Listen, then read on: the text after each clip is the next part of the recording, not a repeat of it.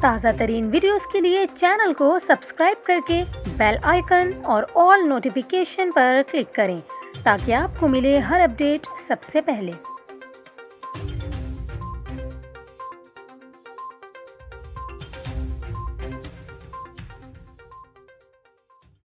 السلام علیکم، نیوز 24/7 اردو میں ہوں آپ کے ساتھ کومل خان۔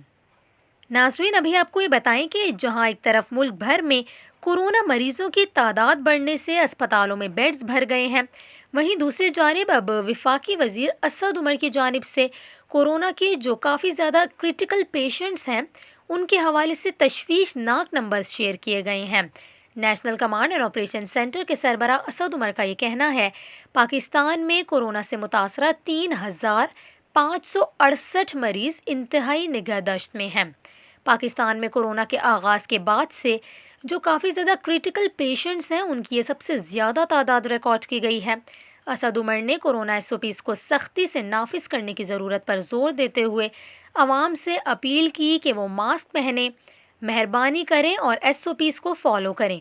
انہوں نے کہا کہ SOPs کے نفاذ کی کوششوں میں انتظامیہ سے تعاون کریں۔